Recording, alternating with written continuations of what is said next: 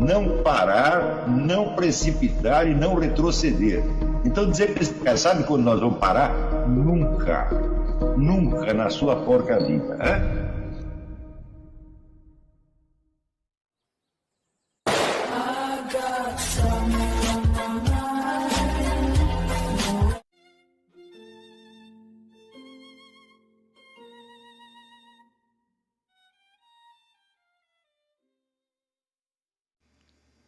E aí pessoal, tranquilo? Então vem aqui antes do vídeo começar, pedir para vocês se inscreverem, quem não for inscrito, compartilhar, curtir, comentar. Quem puder seja membro do canal, que isso ajuda bastante. Tem também o link do Apoia-se. Quem puder ajudar nosso canal e apoiar financeiramente vai ser muito bem-vindo. Mas o mais importante é transmitir o conteúdo e os conhecimentos do professor Olavo de Carvalho para mais e mais brasileiros. Então compartilhe e ajude aí nossa causa. Muito obrigado a todos os membros, apoiadores do canal. Fico muito feliz. Tenho certeza que a gente está no caminho certo. Então fiquem com o vídeo e até mais. Valeu! Muito bem. Então, eu devo dizer que os dogmas da igreja nunca foram um problema para mim. Nunca. O que é dúvida para mim é o sentido deles. É como eu devo compreendê-los e, sobretudo, como eles se traduzem na vida concreta. Porque isso aí já dizia Santo Tomás de Aquino, quer dizer, toda situação que você vive é uma situação singular, concreta e irrepetível. E todas as normas que você conhece, todas as leis da ciência, bem como todos os dogmas da igreja, são genéricos. A tradução, vamos dizer, do genérico para o singular não é automática. Tem gente que acha que é. Então, olha, você pega a dogma da igreja, põe no seu computador e ele vai traduzir para todos os casos particulares. Fala, não, isso realmente não é assim. Tá certo? Por quê? Os casos particulares, eles não aparecem como deduções dos dogmas da igreja. Por exemplo, se você tem vamos dizer, um conflito de consciência qualquer, esse conflito de consciência foi criado pelas circunstâncias da sua própria vida, circunstâncias essas que são, vamos dizer, em número inabarcável. Ou seja, os fatos concretos não emanam de regras gerais. O que emana de regra geral é o julgamento que você vai fazer sobre eles. Então, aí você está confundindo a ratio cognoscendi com a ratio essendi, a ordem do conhecer com a ordem do ser. Quer dizer, na ordem do ser, os fatos, as situações emanam de um número, às vezes, inabarcável de causas, que, então, convergem para produzir um determinado fato, para determinada situação concreta. Porém,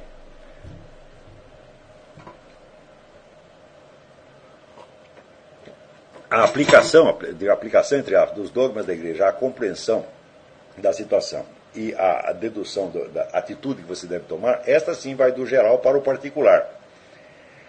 Então, você tem aí como dois trajetos opostos. Um que produziu a situação e o outro que produz o seu entendimento dela a partir do dogma da igreja, ou que seja a partir de uma lei científica ou de um princípio filosófico geral. Essas coisas nunca se encaixam perfeitamente bem. Se se encaixassem, meu filho, a nossa vida seria um tratado de lógica. Tá certo? E tudo seria muito fácil. Tá certo? Por exemplo,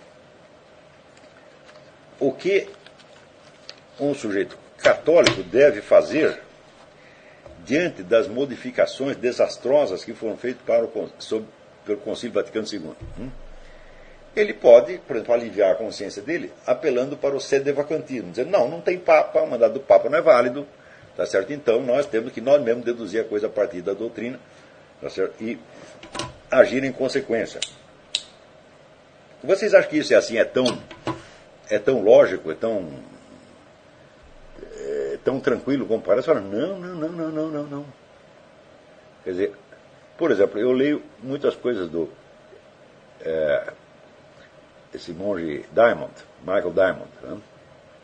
E ele aponta muitas heresias, entre aspas, nos escritos, nas falas de João Paulo II, Bento XVI, João Paulo VI, etc. E eu vejo que em alguns casos ele parece ter muita razão, tá certo?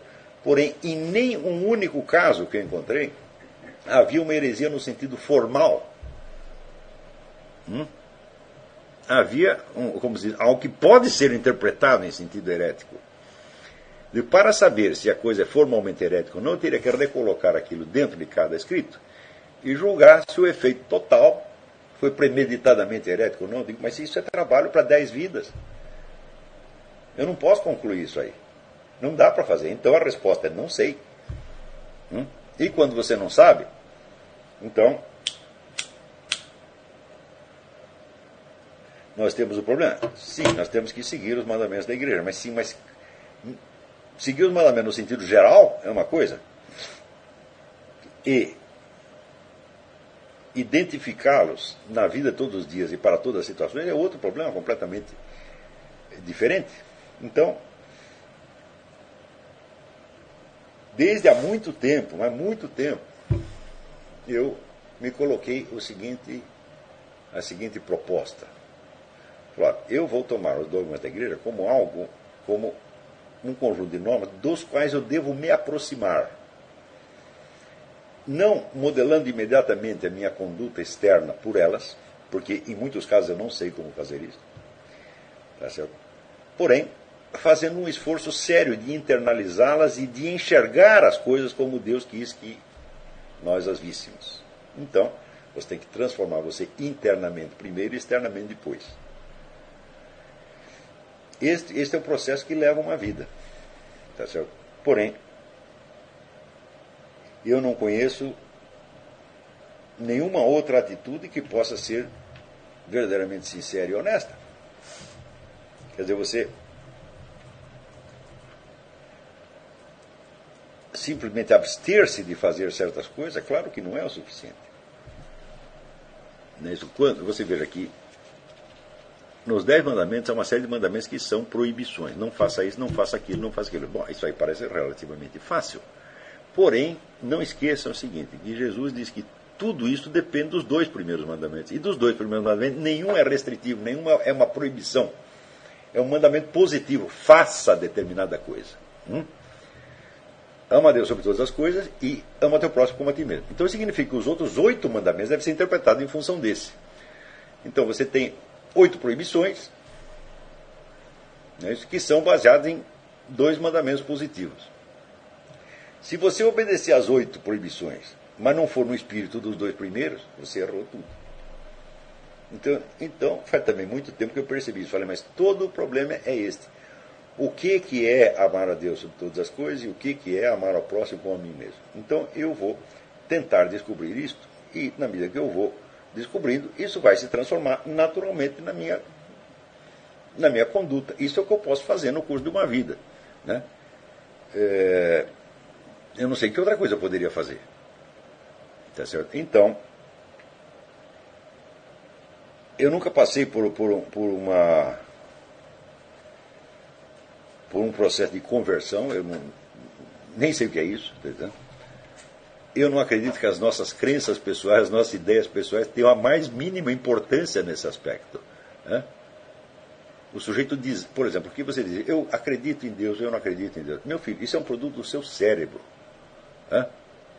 Eu digo, isso traduz a percepção real que você está tendo da existência? Não necessariamente.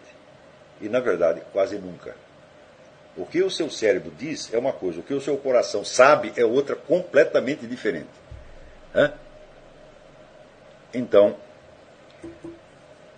nas aulas anteriores eu mostrei para você que se não existe pelo menos uma vaga consciência de imortalidade, tá certo? Você está fora desta coisa inteira. Tá certo? E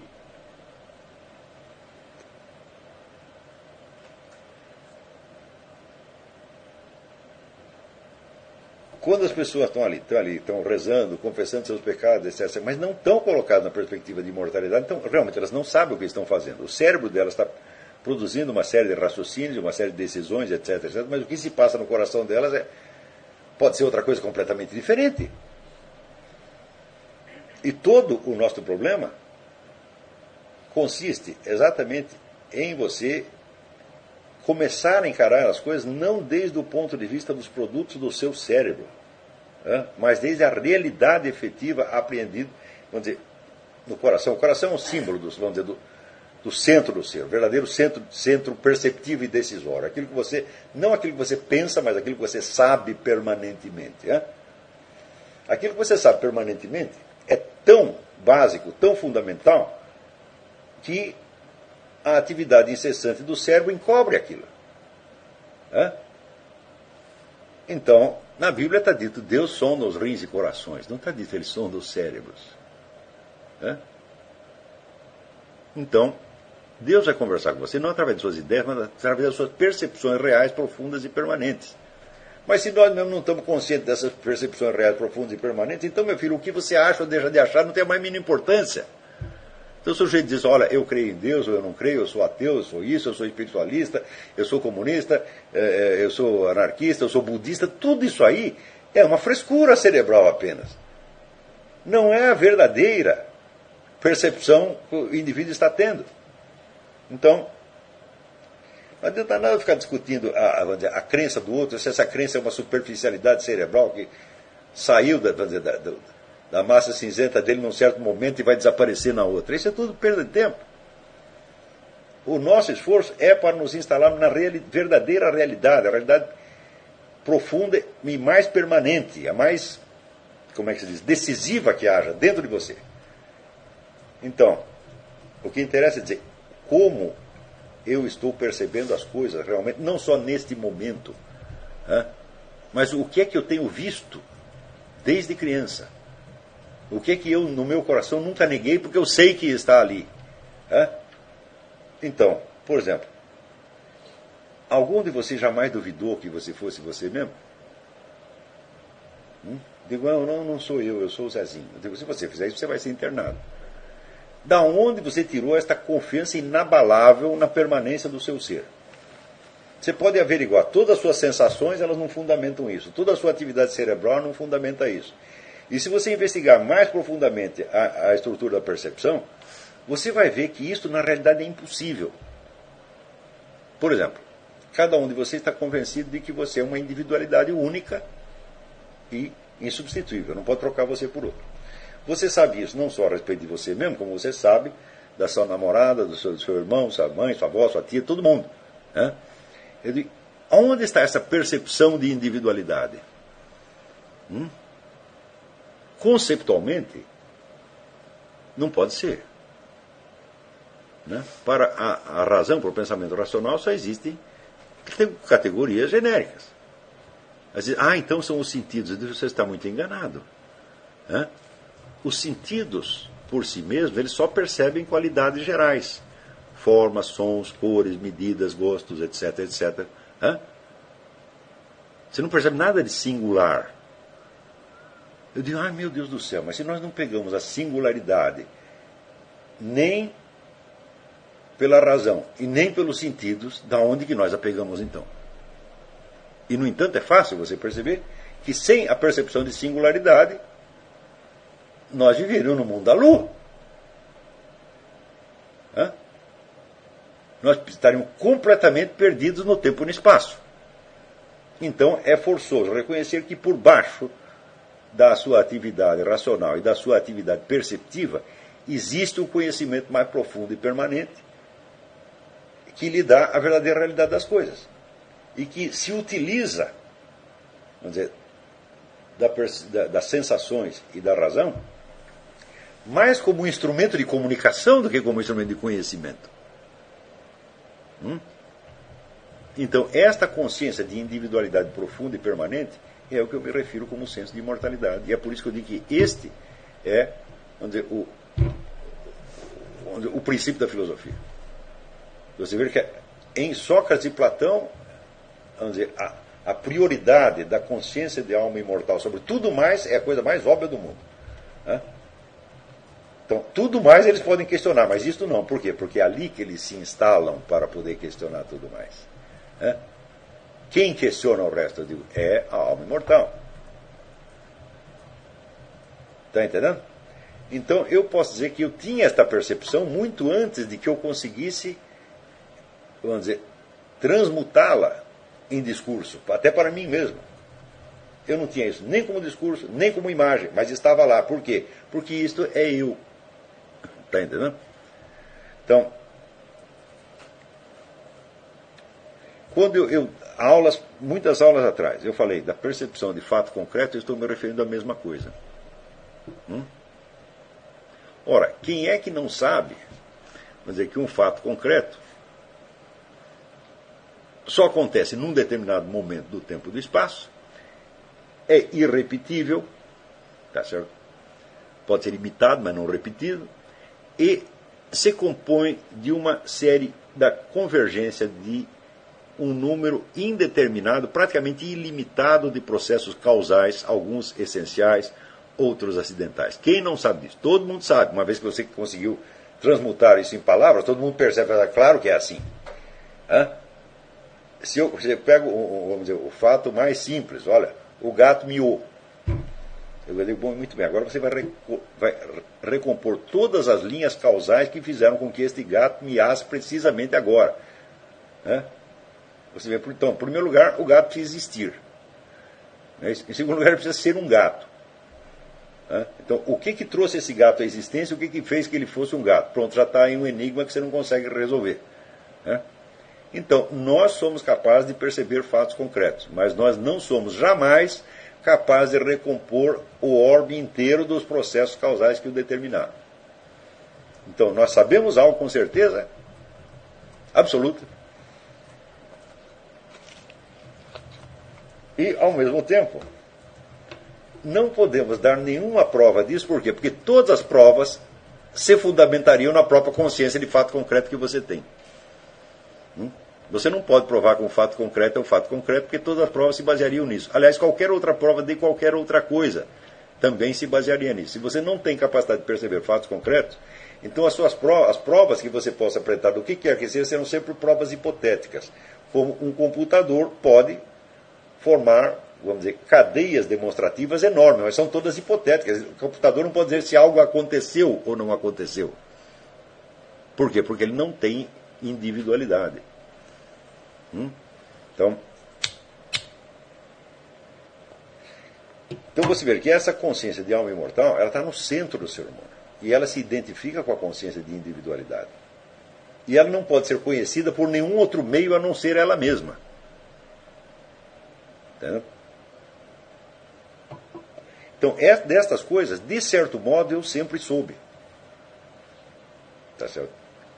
Claro que teve momentos em que o meu pensamento tomava outra direção. Mas quando tomava outra direção, é claro que eu estava perdido no espaço. E o que mais me impressiona, vamos dizer, na minha história pessoal, é a minha capacidade de ficar perdido no espaço. É a capacidade de pensar coisas que não tem absolutamente nada a ver com a realidade concreta e nas quais a gente perde um tempo enorme. É impressionante o desperdício de massa cinzenta que tem aí. Quer dizer, quando o cérebro todo deveria ser posto a serviço do senso da realidade concreta a todo momento. Tá certo? E, no entanto, quando você entra numa faculdade de filosofia, vamos supor que seja uma faculdade muito boa, eles vão te treinar só em discutir questões hipotéticas. Por exemplo, tem livre-arbítrio ou determinismo, né? E questões desse tipo, que são questões hipotéticas. Se você se instala mesmo no senso da realidade concreta, essas perguntas não surgem. Elas simplesmente não surgem por quê? Elas só são problemas do ponto de vista da comunicação verbal humana. Então você está confiando, né, na sua capacidade falante, em vez de confiar naquilo que você sabe, que você está vendo e que você tem certeza absoluta. Tá certo? Então, desde logo, eu disse para vocês que a consciência de imortalidade traz imediatamente a consciência da falta de fundamento do seu ser. De por que eu existo. Né? Eu digo, da mesma maneira que você tem certeza absoluta da existência da sua individualidade, e não é pelo motivo que diz o Descartes, penso, logo existo. Não. Para você chegar no penso, logo existo, você precisa ter a consciência disso antes. Tá certo? Então você vê que uma coisa que um conhecimento que vem investido de certeza absoluta, ele ao mesmo tempo vem desprovido de fundamento. Então você sabe que algo determinou, algo trouxe você à existência. Não digo, não adianta você querer fugir para vamos dizer, a explicação biológica da sua origem. Eu existo por causa do ADN, por causa do... Não. Isso aí é outra coisa. A partir do momento que você tem consciência de imortalidade, você sabe que você não é o seu corpo. Ademais, se você leu, como eu li, um número suficiente de depoimentos, não só sobre os casos de, vamos dizer, de relatos de pessoas que ressuscitaram, mas outros casos, inúmeros que vêm da parapsicologia, que já são bem antigos, você sabe sim, que a imortalidade é um fato, não há mais o que discutir. Quer dizer, ela existe, ela não é uma tese, ela não é uma crença, ela é simplesmente algo que acontece, não importa o que você crê. Aliás, as explicações que você pode dar para isso, as teorias que você pode construir em cima disso, é que são tão numerosas quanto as cabeças humanas. Mas o fato continua o mesmo. Então,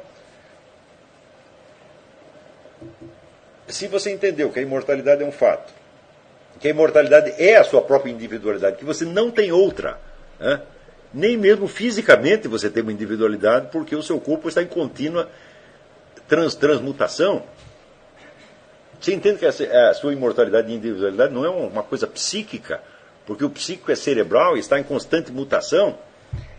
Você entende que se não houvesse uma consciência de imortalidade no centro de tudo isso, a sua própria altimar se esfacelaria. E você seria uma personalidade múltipla, não nem personalidade múltipla, seria personalidade multitudinária. Você seria todas as pessoas e não seria capaz de saber quem é você quando você acorda na mesma cama onde você dormiu. Então, nós temos no centro de nós esse conhecimento miraculoso, de certo modo, e quando o entendemos, percebemos também é infalível. Então, somos dotados de uma realidade, temos um ser, e o fundamento desse ser não está em nós. E temos um conhecimento inabalável e certo, e o fundamento dele também não está em nós. Então, imediatamente, então logo você percebe isso, aí você está falando com Deus. E você está falando na única posição possível na qual você pode falar com Deus, que é um sentido de gratidão infinita, infinita. E você, então, se transforma nessa gratidão. Você vê que, esta gratidão é o meu próprio ser. Eu sempre fui isto. Quando diz o céu e a terra celebram a glória de Deus, eu também estou celebrando aqui a glória de Deus o tempo todo. Quer o meu cérebro faça isso, quer não faça. Então você passa de uma existência meramente hipotética, mental e cerebral, para a existência real na qual você sempre esteve. E quando você descobre isso, tem um efeito imediato que isso tem para os estudantes de filosofia. Você para de tentar encontrar respostas para as perguntas filosóficas no seu raciocínio. E você espera que a evidência apareça perante a sua alma imortal como um componente dela própria. Está entendendo? Por isso é que fazer muita pergunta idiotiza. Tem o ditado russo que diz: um só idiota pode fazer 60 vezes mais perguntas do que 60 sábios conseguiriam responder. Tá certo? Então, não se trata de fazer perguntas, trata de adotar uma atitude de aceitação, vamos dizer, de contemplação da realidade, da sua própria realidade e da realidade em torno. Então, vamos dizer, é esta transmutação que pode fazer do idiota um grande filósofo. Um grande filósofo não é Platão já dizia, um grande filósofo não é um pensador, ele é um amante do espetáculo da verdade. Aliás, teve até aquela discussão do Paulo Giraldelli, que dizia, não, os filósofos não são amantes de espetáculos. Daí eu mostrei o texto grego para ele, e mesmo assim continua teimando. Tá bom. Fui vencido. Quer dizer, a absoluta inépcia do adversário é invencível, então eu fui vencido. Ele não pode entender o texto, então o que mais posso fazer? Então, Isso é a mesma coisa que você chegar num país lá, dar uma nota de $100, mas o cara não sabe ler o número 100, pô, ele não vai aceitar os seus $100. Venceu a briga. Então, o filósofo é um amante do espetáculo da verdade, é um contemplador. Tá certo? E é contemplação mística? É a contemplação mística mesmo. Deixa para o Wittgenstein. Isso aqui não é contemplação mística, isso aqui é simplesmente o espetáculo da verdade, o espetáculo do qual você faz parte. E se eu conseguir pegar alguns dos meus alunos, pelo menos, e transmutá-los nisso, de maneira que eles parem de fazer perguntas enervantes para si mesmos, e aprendam a buscar de novo, e de novo, e de novo, e de novo, o verdadeiro senso de realidade, eu estarei satisfeito. Entendeu? Isso não quer dizer que eu saiba estar nesse estado de modo permanente, ao contrário, eu esqueço disso 20 vezes por dia. E por quê? Porque o cérebro é um negócio que não para. Tá certo?